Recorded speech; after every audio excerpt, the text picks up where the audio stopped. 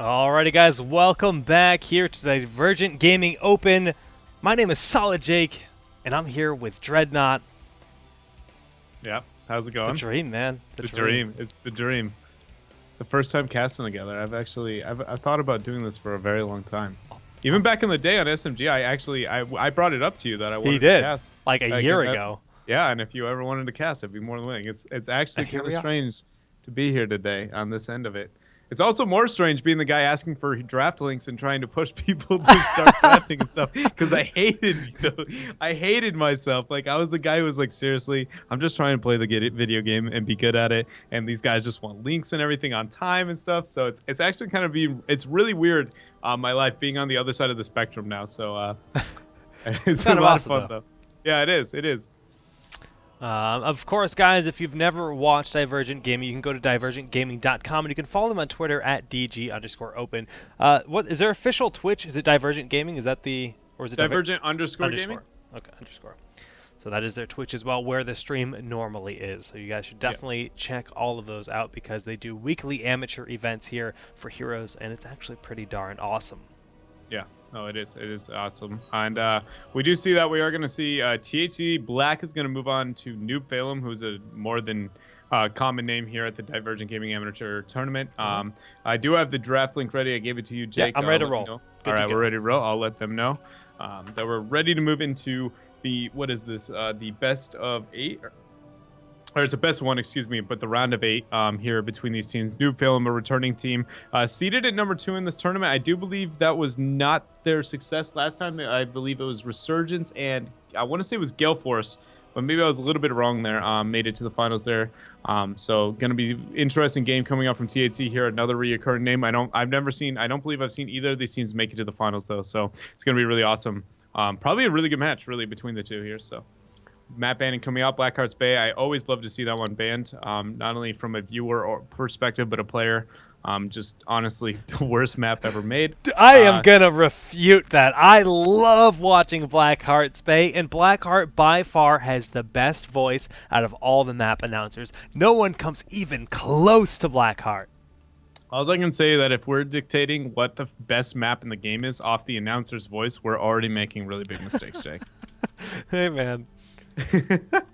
If you ever, this is like a weird thing. I do a lot of weird things because I just love Heroes so much, but I'll sit down and I'll listen to a YouTube video of every sound clip of that character, of that map boss, right? Like Blackheart. Yeah. And there's tons of quotes that aren't even in the game. So it's they're really interesting when you hear the ones you've never heard before. You're like, huh, that's actually really cool. Yeah. I sadly don't even play with the audio on of the caster announcers, so I can't even tell you which ones I think are cool. I only play with the ambient noise on, or the sound effects too.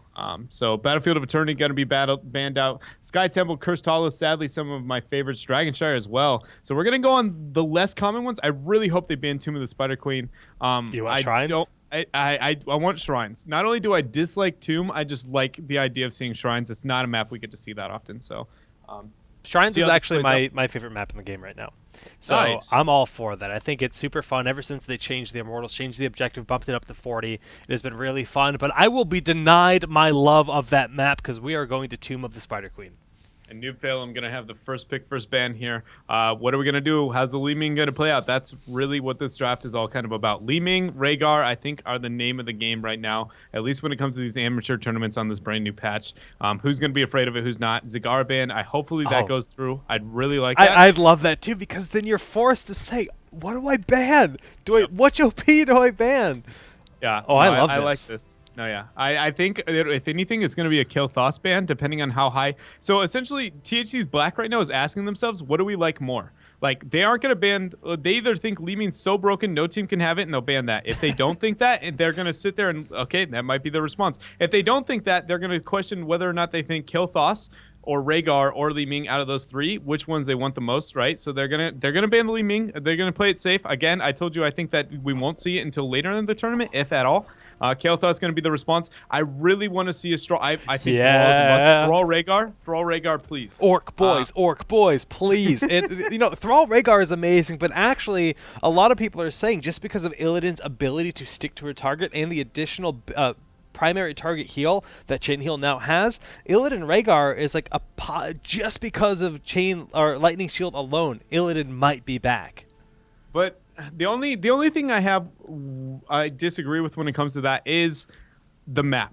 It's too small. Okay. That's It's true. too small. I like where your head's at. I think it might be bold, but I like where it's going, right? Yeah. I think the map is just too tiny. The reason I like Thrall is with Zagara banned, he essentially is the only unnerfed solo laner left up right now, right? So he synergizes with Rhaegar. Check. And then also best solo laner alive in the game right now in this current draft. Check. Boom. Great pickup from THC. Really like that out of them. NewbFailEm's going to have to figure out a pretty tough response. What I'd like to see them do is really, really worry about the 4-man. Win that 4-man. Sylvanas, not exactly what I expect, but it's worried about the 4-man, so I like it. It's essentially taking the fact that they are going to try and win those 4-man rotations and capitalize on the fact they might not have a winning lane. And boom, Johanna. They are so worried. They don't even care about the solo anymore. Really good response from NewbFailEm. Absolutely like it here, Jake. Yeah, really, it's just strong lane presence. You think of Light Takes Pawn in general, it's not only just about having good lane clear, but being able to quickly collect those gems and rotate to make plays happen. So they have pretty much what the doctor ordered between Kael'thas in general, Unstable Poison, and Night Takes Pawn. And now we're going into the second ban phase. Jaina still on the table, some other big assassins still available, and you can also talk about support denials when you consider that THC Black does have that Rhaegar. Yeah, and I feel like I don't think they're going to be too worried. I feel like Rhaegar stands out so far above his competitors that once they lock that in, they aren't even worried about like minimalizing the opportunities that other supports. I really think they went with the Sonya. I don't even know if that's something they should have worried about with the nerf to Sonya. I haven't played her enough. I don't think she's not relevant, but I don't know if she was worth the ban in that phase. But I like the idea. It's kind of like we have Thrall, Bruiser. We're going to remove the opportunity for you to get a Bruiser. Keep in mind, double tank is still an option for NewbFailEm, so I don't know if that ban was absolutely as effective as it could have been. Diablo going to be the counter ban there. What I'd like to see from THC Black now is just making sure that they win the rotations, or at least are able to compete with the absolutely phenomenal wave clear here from NewbFailEm in the draft. Jaina being hovered, I like that. Good early wave clear and also kill potential in the wave clear, especially against a KT and Sylph. Okay. Other possible pickups? I don't honestly know the wave clear status. Vol has obviously got a decent amount of wave clear to try and help with those rotations, but kind of fills the same role as Jaina-ish. They kind of fill the same role. Kael'thas having obviously being picked up for the opponents and Sylph and JoJo. I honestly like more Bruiser melees rather than anything here. I think what we will see, I don't think we're going to see it, but I would like to see a Leoric and Stitches on the same team here, actually. I'm crazy when it comes to draft ideas, but... So, what are your opinions on Chen? They've now fixed the flying kick. Oh, yeah, he's awesome. So... I mean, Chen's really strong, especially with heroes like Thrall. He's a big bruiser. He buys a lot of... I mean, he's really good at just body blocking, so he buys you a lot of opportunities for those heavy engages. You think we could see him on this map? It's a smaller map, and Chen's really good on this kind of situation, isn't he? Yeah, so kind of. He is the answer to being able to not lose the lane to Thrall very hard. But it would have to be with Johanna and Chen on the same team as a response to that. You're saying for THC Black, right? That you think, what if they go Chen? I personally hate it. He's going to be in the 4-man. If he's on a solo lane, I like it. But the solo lane is definitely going to be Thrall here, right? Okay. Yeah, so then sense. if NewbFailEm picks it up, picking up 2 tanks that do 0 damage, I think is definitely going to be a bad idea. But I don't totally hate Chen. I think the fix is a huge change, like quality of life for him, right? But do you suddenly think that Chen's going to be picked up everywhere? I don't think so. I think he still struggles from a little bit of the same problems that he's had before. And he is a walking brew and also kind of doesn't provide a lot to the team fights at times unless you have such a squishy backline that he can literally solo them, and that's waiting till they hit post 16. So the world's a little different here, but Brightwing. If they play Brightwing lone support, this is going to be a dicey situation. Now, Brightwing Tassadar can work very well together. Do they have enough damage to Brightwing Tassadar? I mean, yes, they buffed Arcane Flare. Tassadar is a fair bit of AoE and damage itself, but their heals are going to be so low with this composition. Yeah, I don't know where that is. Is that...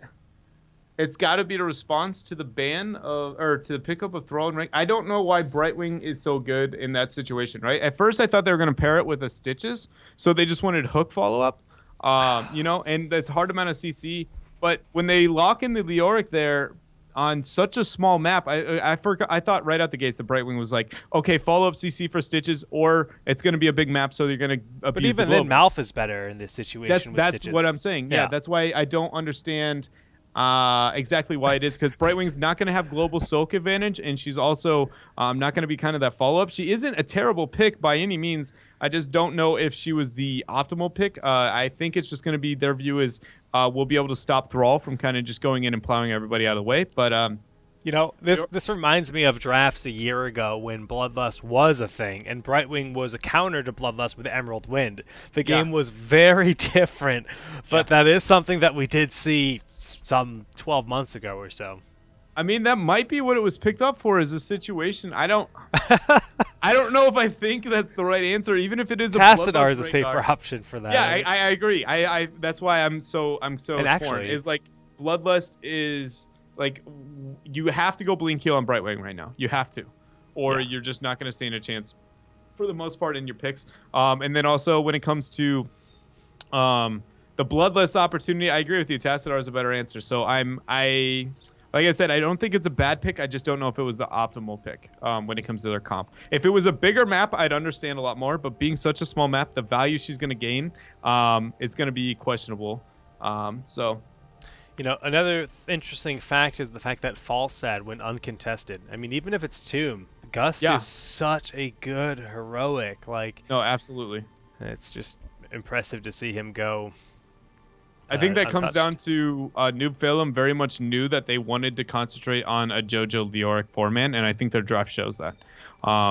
With picking Sylvanas and then picking Johanna and Leoric right out like later after that, then picking Sylvanas so early in the draft, they pretty much straight up said like, we're just going to go this uber wave clear oriented composition and set our solo to kind of be its own thing, which I think, I don't know, man. How they're going to run this comp is going to be really interesting. Let's like, if you are NewbFailEm right now, who's your solo laner? As NewbFailEm, I mean, probably Sylvanas. See, I feel like Leoric is a must. Okay. I don't like saying it. I feel like he's the must. He provides so much wave clear for their composition. He is 100% probably going to be their solo. 100% probably. Yeah. But anyways, he's their safest solo. Brightwing would die. Sylvanas is not near safe enough. Anybody who can't sustain can't compete with Thrall. He's just got too much poke. You could get a sustained build on Sylvanas if you want to get real weird. I mean, yeah, I guess, you know. But ultimately, I think Kilthos, Johanna, Brightwing, Leoric will be in the solo. Sylvanas will help capitalize on weak positions of their opponents from THC Black. If you go just off the draft, Jake, who do you feel wins? I'm liking THC Black, man. I mean, this is a smaller map. They've got very quick lane clear between just Jaina and Vala alone if she goes through the multi-shot style. And they've got Raygod. Raygod Thrall is so scary together. I'm rooting for Bloodlust. I'm really rooting for Bloodlust. It's not necessarily guaranteed by any means, but with this, I got to root for it. I agree very much. And when it does come to the comp, I agree as well. A lot of it, that last pick rotation from NewbFailEm, they went from like they might have a chance to. I definitely feel like their comp is significantly weaker than their opponents. I think they can pull it through, to be honest. I don't feel like their comp is so... How do I say this? I don't think their comp is so poor that it doesn't have a chance to win this game, because I definitely think it does. I just think they made their opportunities for... the mistakes they were allowed to make if they drafted a little bit different now have been honed down to almost non-existent. Only is going to take a couple mistakes, and their comp will fall behind their opponents. That's what I'm afraid of. And so we're going to see how they're going to be able to play it out here. It does look like we're getting in the game here on Tomb of the Spider Queen, ladies and gentlemen, between THC, the Higher Consciousness, and NewbFailEm. And we're going to see, honestly, a really great match here from these teams. I actually feel like they probably match up. I've never seen them go head-to-head, but I think they match pretty evenly on skill level overall. Look at this flexibility. Bud's just swapping to play Vala in this game. He was Thrall last game. They actually see some hero swaps. This team obviously has some seasoned assassin players, flexible with their hero preference. It's pretty cool. Yeah, no, actually, that's something you almost never see. I like it. Leoric last game was Insider, who's now on the Jaina. I mean, they all kinds of... Talk about depth of your hero pool. That's awesome. That's really good. I mean, it's a big strength for the team for sure when it comes to drafting and having that kind of flexibility. Yeah, really. No, it really is. And we're going to get into it here, Jake. All right, well, we hear that new Li Ming mount teleporting on in. We've got Muradin being played by Justing. We've got Frustrated on Rhaegar. Insider playing Jaina. Kraji on Thrall. And Buds running the team as Vala. And in the red trunks, we do see that we have Droplets is going to be on the Sylvanas. 3 the third is going to be on the Leoric. Bunny on the Brightwing. Retribution is going to be on the Johanna. And we have From Gore on the Kilthos. As we stated before, Wave Clear probably going to be in favor. A Wave Clear actually is going to be in favor of NewbFailEm when it comes to the first couple of waves, but when it comes to the overall laning matchups, I do think that they fall behind because of their weaker laner on bottom. It's going to be a little bit of a skill matchup, but over time, I do feel like they fall behind here, Jake. Well, we'll see exactly how well they can do. Level 1, we do see Rhaegar picking up a Lightning Shield talent. It goes for Electric Charge. It's the additional radius by 33%, a new talent on Rhaegar. It's seen a lot of popularity. The poly going off from Brightwing, a lot of damage going out onto both sides, but there is a full disengage. The gems will be collected, and then the teams will rotate to their lanes respectively. Yeah, and that's just all because of Leoric's decision to go on bottom and push by himself. Like I said, all together right at level 1, they actually have the stronger wave clear on their composition, but Leoric not showing up with them, trying to get a little bit of an advantage elsewhere, and ends up kind of just stealing it out. Now they're going to fall behind in the rotations because he didn't open on that existing lane. I think if 3 the third had helped out there, his team would be in a little bit better position for at least these first couple waves. Okay, well, things are just kind of a little bit brawly at the start. Kraji looking for that flank, actually gets the wolf down under Leoric, but he does get that sustained through. He gets out of there at the last moment. Insider with the Frostbolt onto Kael'thas. A lot of low targets, but no one dead quite yet. Yeah, that honestly didn't go the way that I expected it to. When it comes down to their comps in the early game, I definitely feel like Insider might have not maximized on his early game damage potential very quickly there. And Retribution overextending, trying to get the W there, and there it goes. Jaina laying the bit damage out and actually confirming the kill there. That's how I expected it to go at level 2 there, we saw earlier, but I feel like they didn't max completely out their damage potential, but here they come, slowly showing that they do have the stronger early game here with this Jaina with THC. Yeah, the base kit on Jaina is just so very strong. Even Johanna, who nearly indestructible of a target, does go down. Muradin with the flanks, not going to throw Stormbolt out, being really reserved, just want to get their collection of the gems. They're doing a great job making sure they maximize their collection. And I got to give props to Blizzard on updating the UI. We now have this counter in the bottom right corner where you can see the number of gems the team is currently holding, which is really nifty. Retribution might go down again, but the poly is there to get him out. Yeah, Retribution needs to be really, really careful about using his passive. He pops it pretty early. Once it goes down, Jaina gets one slow, and he almost loses his life. That's about the 3rd time it happens. Insider going to the bottom lane to get the flank, and it's going to happen. He's going to end up missing his W there on the arc and end up confirming a kill. Smart decision to actually break away from the standard rotations. Meanwhile, NewbFailEm isn't capitalizing the fact that they made that rotations at level 1. Sylvanas ends up going with the barb shot for that wave clear, but they don't end up capitalizing on getting a turn on the upper half of the map there. Definitely what they need if their team is going to make any kind of play here in the early game. All right, almost a level advantage on the side of THC, but New Insider is getting very low. That living bomb does explode and take him out. Rhaegar just a little bit too far away to get the chain heal cast. So finally a kill on the board for NewbFailEm, and they're looking a little bit better as the experience gap has been closed. Yeah, it is, but they also suffer. They are still losing the rotations for the most part. So unless they capitalize on this death timer by getting a turn in there, you see one turn in right there. If it's going to get delayed, smart decision from Droplets there. What he's doing is pretty much ensuring the fact that his team now got a small advantage, even though they've been losing the rotations. When they get those kills, that's what they need. They've got to win the small wars here with the Sylvanas pickup if they're going to stand a chance in this game. I definitely like that decision from there. Also, Muradin and Rhaegar getting pretty good wave clear, honestly, when they work together here. I definitely feel like if they stick together a little bit better, we will see THC pull away from their opponents here in the rotations. Well, THC does have enough gems for a full turn, but Bud's taking so much damage from Kael'thas, just backing up, throwing out the multi-shot.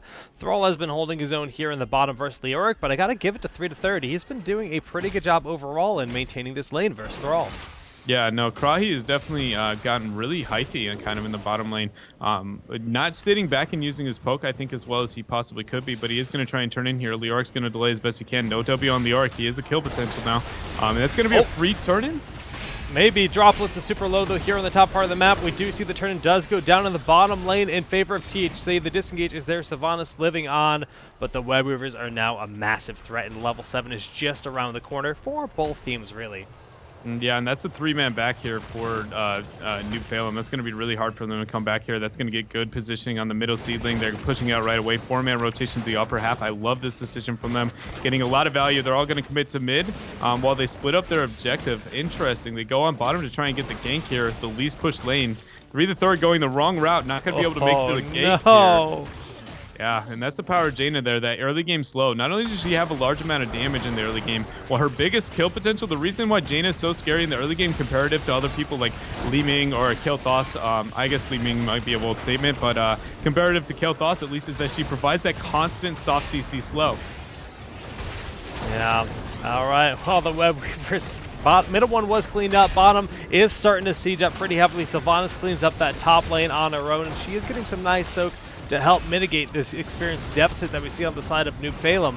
But the push isn't done yet. It is a 4v5 in favor of THC Black in this bottom lane, and they're not going to get over aggressive with this, just backing away as the Web Weaver falls.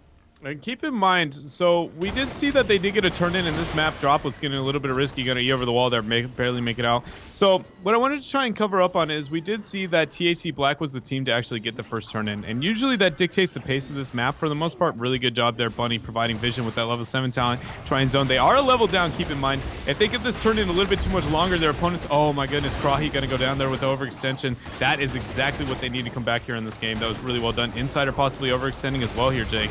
Yeah, but the nice Blizzard zoning will allow him to get out. We see Bud's able to deny the turn-in of Retribution. That is enough for the Web Weaver to be summoned here on the side of NewbFailEm, and it's crucial to deny this as long as possible. These multi-shots constantly going in for that poke. Frustrated on the right side, going down. Yellow, they do get the stop. So the 11 up from top, like you said, Sylvanas gets that Retribution super low, popping Iron Skin. Will get on out of here. So I want to talk about that one pick that happened right there on the Thrall. Why that was so crucial. I was trying to harp on before that point, sorry that I got kind of lost in my words, but the play-by-play. But really what happened was ultimately by getting that pick, see this level advantage that we've seen in favor of THC Black? If they got that turn-in before without that pick, this gap would be big enough they would essentially do nothing with this turn-in. And that's what I was really, really afraid of. They're still not going to get maximum value. They can only push for a quarter level XP on their opponent's side. You see Rhaegar, Jaina soaking the mid lane. If they overextend at any point during this time, they're going to try and capitalize with their Sylvanas. The reason why that's a really big problem is because if they get 10 and engaged on, like right now, they're sending themselves so far behind their opponents. Oh, but Justing is super low. The Stormbolt goes out, but he will die to that poison stray from Vala, not doing enough for a kill, and there is now level 10 very close from NewbFailEm, but the Blizzard raining down. Johanna falls early in this fight. The Web Weaver's pushing in, but it's frustrated that falls. 2 down, 2 for 1 in favor of NewbFailEm, fighting without those heroic abilities, just now picking them up 3 to 3rd, trying to zone. We see he gets the Entomb onto Vala, backing away with Wraithwalk at the last moment. Gravity Lapse is whiffed, and this should just be a complete disengage from them now. Yeah, and that ended up being not the worst case scenario because they ended up getting a pick on their opponents before they actually hit level 10, and then they ended up getting actually 2 kills before they hit level 10 somehow. Really aggressive positioning from Murden there, which allowed this happen. So they were in a worst case scenario. Buzz taking a little bit of damage here, though. This is 5 versus 3 here. Really good use. Now pulling out their level 10s against their opponents here. Beautiful Stormbolt, the Blizzard crashing down. Blink heal being attempted by Bunny to save. We have Kraji flanking, and he gets the beautiful, but we have the Falling Sword from Johanna. Wraith walk back, Wheeling Arrow comes out trying to buy some time, but Blizzard is doing so much damage. The multi-shot auto attack, one more hit from Buds, but the Entomb is there, almost catching Vala. Yeah, that was really good, and he has 38 gems on him. If Buds had overextended it all there, that would have been a huge swinging point for his team. Him turning in is crucial that his team rides this momentum wave that they've just gotten from that small skirmish up there. If they do not if they lost all of those gems and weren't able to turn in and lose the turn into their opponents, it definitely would balance out the game here. But great job by him understanding that, backing away from the Entomb. And can we just take a minute to appreciate we just saw a Falling Sword? I can't believe it. What is this Johanna build in general? It's a full Condemn build.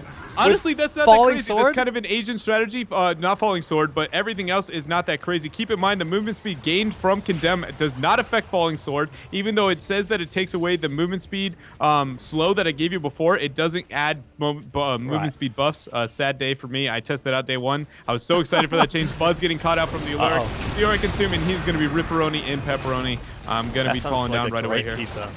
Yeah. All right, well, like you said, Vala is down for 20 full seconds. That experience gap really being closed, but there are Web Weavers in favor of THC Black right now. Double Storm Bolt going on to Retribution and Bunny. The follow-up, not really all that powerful. Web Weaver will be cleaned up here in top. Other two Web Weavers sitting at over 70% health in the other lanes, which is why we see THC Black trying to keep them up here while they wait for Vala to respawn. And Retribution might be going down, but Falling Sword going out to try to stay alive. That was absolutely phenomenal play here. Oh. This is honestly, beautiful. Yeah, Ancestral, they're going back in. down. So much damage. Dwarf Toss in, and suddenly 4 members down. All right, so can we, everybody take a minute to appreciate what THC just did. They dictated the positioning of their opponents, NewbFailEm, in the upper half of the map around that first spider where they went to go clear out, and all they did, even being a man down, zoned them in their rotations to mid, saying if you're going to take this aggressive route, we're going to battle. And even being in a 4 versus 5 was able to dictate that fight and take it and actually walk away with a huge amount of kills there from really great positioning. But the most important thing was that they stopped their opponent from making the safe rotation to mid to clear out the Web Weavers while they had even a disadvantage. They delayed their rotations so they couldn't just clear everything off the map, and they gained a lot of that. Not only did they win the fight, but because they had the Web Weavers pushing the entire duration on mid and bottom, getting large damage to the keep front walls, which are now going to lead to them having a high % chance of being able to get a keep if they win another team fight. Really well done by them. That was probably one of the best shot calling decisions that I've seen so far out of an amateur team almost ever. That was really, really, really well done on their part. But you missed a clutch moment where Falling Sword juked Sundering, and it worked out brilliantly. Yeah, except not really. That was actually, it was neat. It was a really great play from Retribution. Just did they walk away with like winning a 4 versus 5 fight? You know, he dodged the great play, but it might show how weak your comp might be if you can't win a 4 versus 5 like that. Yeah, well, feels bad, man. All right, level 15 almost picked up here. Now it suddenly goes from being a very even game to almost a 2-level lead to all the damage done by those 2 Web Weavers in the mid and bottom lane in that superior team fight by THC Black in the top center area. Kraji is going to be A-OK. The Entomb just here unjusting, and you have Dwarf Toss ready, but Ancestral will be used. Strafe doing a lot, but Wailing interrupting it very early in its duration. A nice stop on that heroic. Can they turn this around? Retribution stepping forward. Stormbolt shuts him down immediately. Yeah, and I think that fight actually could have been taken. This was a winning situation for, NewbFailEm for the first time almost this whole game. If we had seen Retribution flank below Fog of War, oh my goodness, he's getting a lot of damage. Will we see the Falling Sword? We might. 3 to third, almost got the turn in, but barely misses it. Falling Sword as in Escape, but Retribution gets hit by the Stormbolt and goes down. Bunny blink healing at the last moment to try to stay alive, but Justing does get polymorph. No Stormbolt today. An aggressive vault. Jaina going in as well, and everyone is just falling apart. Kraji hitting Bunny once. Does he get the chain lightning out? No, does not have the cooldown ready, and Bunny taps the well. Kraji actually hearthing in a very cheeky position. Yeah, he's going to walk away with that. They have 16 tier. They're going to back out and start the boss here. Can they get away with this boss if their opponents respond? Yeah, there's going to be essentially no answer to it, really, with Brightwing being back at the base. Johanna is the most important person here to be able to try and contest this, and she won't be able to make in time. There's going to be a free boss here for THC. They're going to hit 16 tier advantage. They aren't going to be able to stagger the turn-in. They need 10 more gems before that's going to be a possibility here. The red team's going to turn in as a counter answer, but honestly, this is a worst-case scenario if you are NewbFailEm. You did get a boss pushing against you, and yes, you did turn in, but that turn in isn't actually going to help you. You essentially just wasted 55 gems. Not only do you not have level 16, but your opponent's just got a boss. You're going to spend this time clearing out the boss. Meanwhile, guess what? TAC, bam, your Web Weaver on mid, dead. Guess what? Your one on bottom, dead. Your one on top, responding to boss. There's essentially nothing you are doing right now by turning in.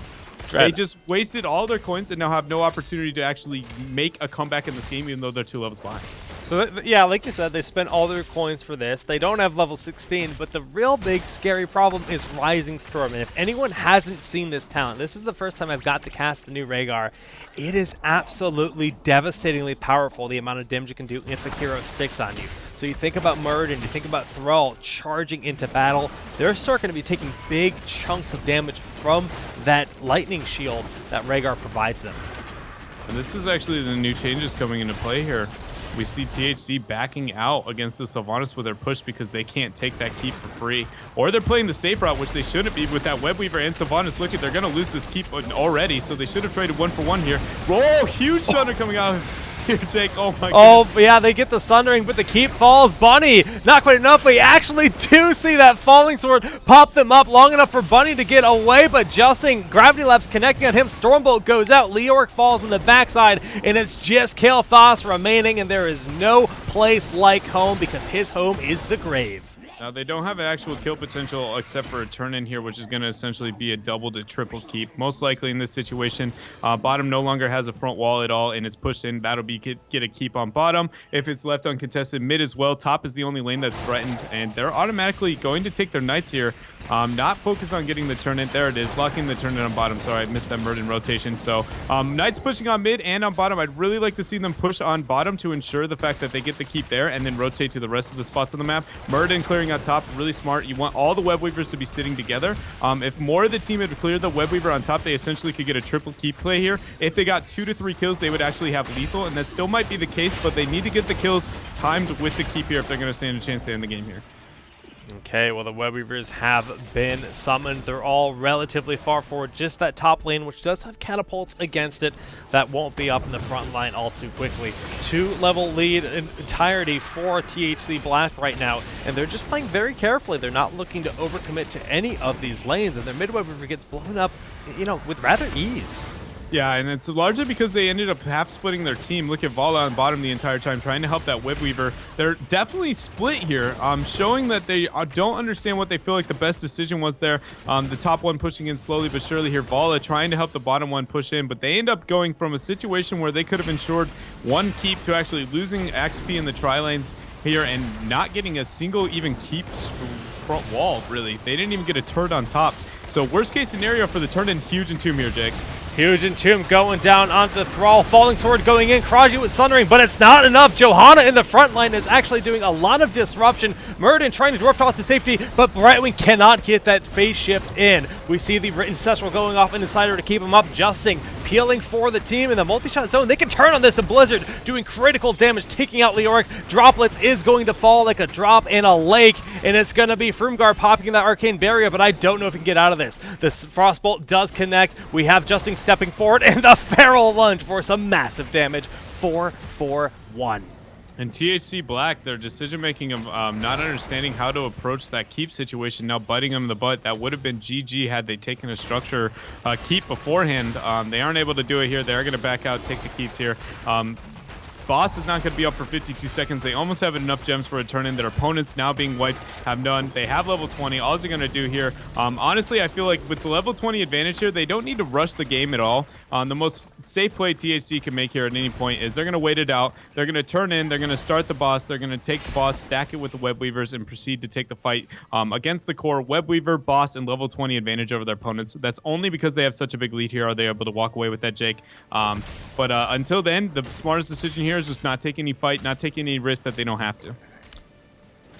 No unnecessary risks, like you said. Storm Talent sitting on them. They got 27 gems turned in. They have nearly another turn in. They just need about 3 more gems if my math is mathing correctly. And they'll get that from just one wave of minions. Before that, they do have a few options on the map. The boss is back up. Thrall's working on the Giants, which is a little one of those unnecessary risks that you mentioned, but he's going to get away with it. And then we do have a Bruiser camp being picked up here as well on the left side. Yeah, and they're just getting the pressure on the map, waiting for the misplay of their opponents at any point. You see the desperation coming out of NewbFailEm here. They understand that they need to make something big happen at this point in time, or they're going to end up losing this game. They know that boss is possibly a situation there. The pick on top, Bolt's even coming out for the Leoric. Interesting decision with the separation, but he's going to go down. Beautiful Entomb attempt, by the way, right there to try and zone off of him, but he's going to go down. Worst pick potential for them. They only burnt, I believe, 1 bolt, if any, and they're going to start a boss here. So they're pretty much playing the game exactly how they should. The one man down, Leoric is providing sight for this call, though, so they do have a perfect vision of this site, this boss here, Jake. Yeah, they have no choice but to try to defend this. The boss is very low. This could be that throw pit. There is 20 to non-20, but the poly going up. And Central Hill at the last moment connecting and adjusting. Murden staying alive, popping after. Bunny is very low. One Storm Bolt flying through would kill him, so he needs to be rather cautious. Those pulse heals going through.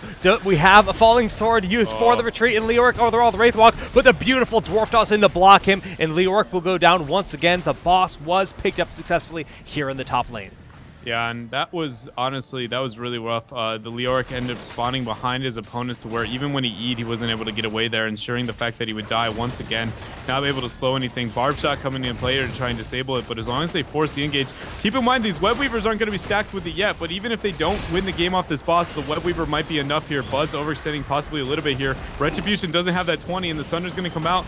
This is possibly going to be it. I'd like to see them spread up on the court here, Jake. Insider going really deep. Probably going to fall. Oh, the ice block at the last moment. Probably lights out for him regardless, getting a desperate blizzard off in the end, but the core is falling.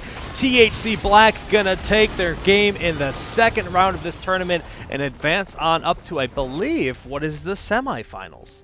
Yeah, no, it definitely is, and that was really well done from THC. They're being composed. I feel like they took a little bit of a risk to take that boss in a 4v5 with only a Leoric pick, not waiting to pick somebody else off or getting the turn in first and starting it, forcing a bad rotation from their opponents. But they end up walking away with the game there. Really good choices for the most part, again, from them, decision-making wise. But I'm gonna say it comes down to comp more than it was play. I felt like those teams were actually pretty close to evenly matched. I just felt like between the Leoric with Entomb, low damage, the Falling Sword, which I don't think any of us expected there, and the Sylvanas pickup, and Brightwing even, just everything about their comp felt like it just it suffered comparative to their opponents there. So, but THC gonna walk away. NewbFailEm, great job returning once again to the tournament, but THC, Jake, they're the team to beat right now.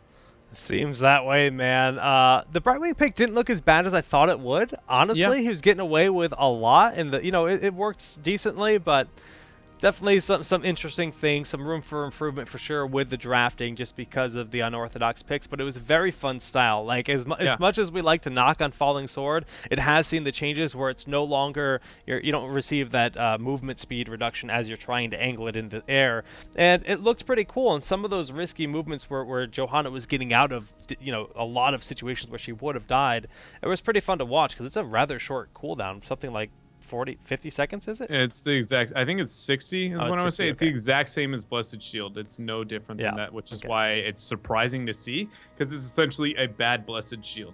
Is all it is really, other than the invulnerability there. So, but like I said, I agree with you. I think if we went back to watch those team fights, especially on the upper half of the map where the teams were kind of skirmishing for long periods of time there, where you saw that moment where NewbFailEm actually gets one pick on their opponents and they're like, we can force this fight, keep trying to force this fight. And you're like, well, the Brightwing pick didn't look that bad. And I agree with you, but those fights would have been won if any other healer could sustain the duration of those fights. Yes, you get a polymorph, and yes, you got a pick, but you went 1-for-1. So guess what? You are going to lose the long fight. You're a walking burst situation type hero, and I agree with you. It didn't look as bad as it did, but at the same time, I feel like when you really look at it, a different healer would have changed that game tremendously. So yeah, I very much agree with you. So but anyways, really good job again from THC.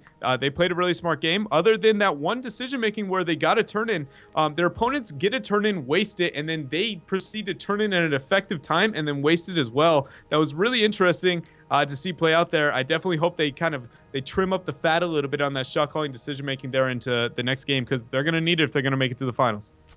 Well, we have a bit of an update here on the bracket. We have UTA Hot D team. I assume UTA is University, and it's the Heroes of the Dorm team practicing for Heroes of the Dorm. I have to commend them for doing that. If you plan on playing in Dorm, Dorm is a tournament where you can win tuition. You want to take every opportunity to practice possible. Use amateur tournaments like a Divergent Gaming, Heroes Hype, you name. There's a few others. We got a full list. We'll bring it to you after, because I don't want to miss anyone. So we're just going to stop it there. We're going to get you that full list of all the events you can sign up for, and we'll give you more information on how to sign up for all those games or all those tournaments. But also, make sure you check out divergentgaming.com and DG_open on Twitter, because you can learn a lot more about amateur events there. But moving on with the bracket, Ninja Hood and Thai Ice Tea are currently facing off. We just saw THC advance over NewbFailEm, and Gale Force versus Excelsior will be the winner of that will be our opponent for the next match. Yeah, and Excelsior is a name I recognize. I don't remember what the composition. I don't remember exactly who the players or roster are. I feel like that's a name that both of us will know when we see them playing. I forgot who's going to be on them there. Gale Force Esports, though, as well, taking out their round one. Both of those names, at least Gale Force, I don't know how much of the Divergent Gaming history, but they're definitely a team that's been here and won it multiple times. So they almost always make it to the later half of the bracket. So no surprise that they're going to make it there to round two and what would be expected round three. I do believe, though, if there is a dark horse, I don't remember the exact roster of Excelsior, but I feel like it's kind of this group of guys that's like a little bit of an ex-pros mixed with like some newer faces trying to make a new team here. I'm not totally sure on that, but I believe that's going to be the case. So I wouldn't be surprised if there is a dark horse that is going to be them here, Jake. But other than that, I think it's going to be, just them going into THC, just cleaning it up a little bit, and hopefully they walk away with at least a good game when it comes to the semifinals. Well, the semifinals are also a best of one. Once we have our next match ready to roll, we will be back with that semifinals. And of course, after that, we have the grand finals, which will be a best of three series. I just hope we see Li Ming once tonight, man. I think if it's going to happen, it's going to happen. I really do believe that that's the mentality a lot of teams are going to have. I can tell you from playing on Tempo for the past year or however long that I played with them and SMG, I was never afraid of a new hero, even if they were considered like absurdly broken, unless if only time I was worried about it, if I was worried in the rest of my drafts. That's the only time I was like, this hero has to be banned, or we have no way around it. Like, a good team. We would practice against, obviously, the new hero as best as we could, but it's like, essentially, if you aren't confident in everything else that you have and how well you can execute it, you have to get rid of that one hero because you're just like, this person will single-handedly win the game. Whereas if your other strats are equally good and confident, you're going to be able to walk away with the game even though they end up with that hero. So I do think if it's going to happen anywhere, it's going to be the more confident teams, the safer teams. I guess the newer teams are going to panic a little bit more, be like, yo, she's OP. I wouldn't be surprised if we saw Rhaegar and Li Ming only banned for the rest of the tournament just because of that concept. But at the same time, like I said, I think once it gets to like Gale Force and the winner of that game going against THC, you might see it. But I think if it sees anywhere, it will go into the grand finals. I just don't think. I think she's obviously influential. I just don't think she's a must in every game here. And I think we'll see possibly somebody having the confidence later on. Well, I certainly hope so. We'll be back very soon after a quick commercial break with our semifinals. Thanks so much for tuning in. And once again, be sure to check out divergentgaming.com during this break and get your nachos, get yourself a drink. Be ready for these games because they're going to be good. Stay tuned.